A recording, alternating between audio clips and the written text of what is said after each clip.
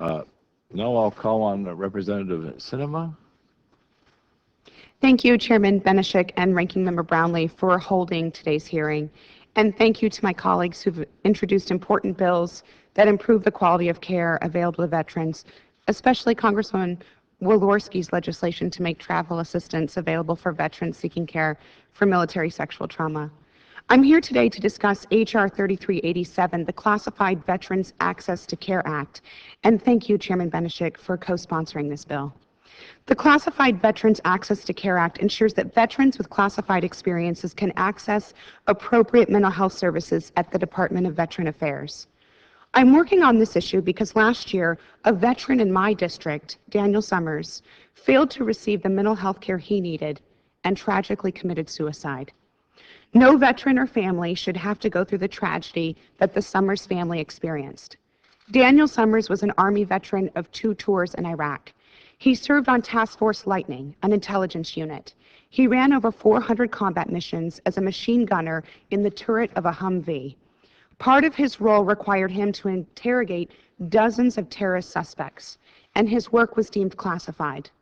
Like many veterans, Daniel was haunted by the war when he returned home. He suffered from flashbacks, nightmares, depression, and additional symptoms of post-traumatic stress disorder, made worse by a traumatic brain injury.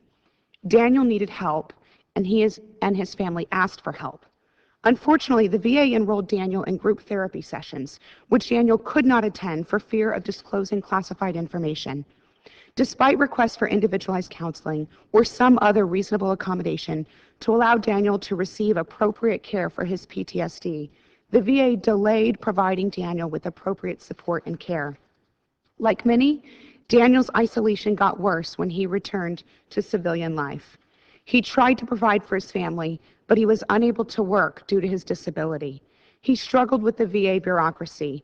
His disability appeal had been pending for over 2 years in the system without resolution, and he didn't get the help he needed in time. On June 10th of 2013, Daniel wrote a letter to his family. It begins, "I am sorry that it has come to this. The fact is, for as long as I can remember, my motivation for getting up every day has been so that you would not have to bury me. As things have continued to get worse, it has become clear that this alone is not a sufficient reason to carry on. The fact is, I am not getting better, I am not going to get better, and I will most certainly deteriorate further as time goes on. From a logical standpoint, it is better to simply end things quickly and let any repercussions from that play out in the short term than to drag things out in the long term." He goes on to say, "I am left with basically nothing. Too trapped in a war to be at peace, too damaged to be at war. Abandoned by those who would take the easy route, and a liability to those who stick it out, and thus deserve better. So you see, not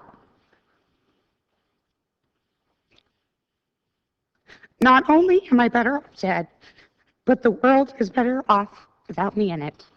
This is what brought me to my actual final mission." Daniel's parents, Howard and Jean, were devastated by the loss of their son. But they bravely shared Daniel's story and created a mission of their own. Their mission is to ensure that Daniel's story brings to light America's deadliest war, the 22 veterans that we lose every day to suicide. My office worked with Howard and Jean to develop this act so that veterans can seek and receive comprehensive mental health care from the VA, regardless of the classified nature of their military experiences.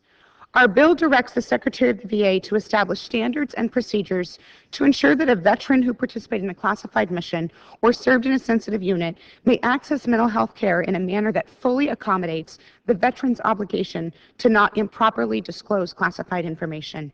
It also directs the Secretary to disseminate guidance to employees of the Veterans Health Administration, including mental health professionals, on such standards and procedures on how to best engage veterans during the course of mental health treatment with respect to classified information.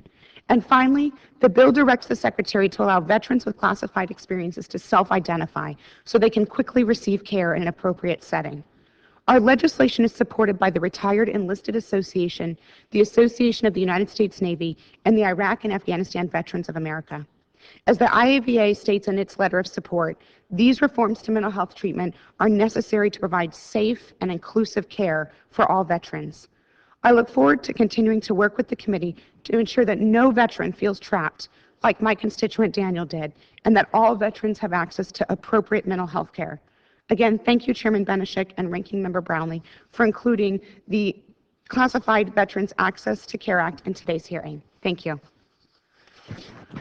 Thank you very much for your compelling testimony.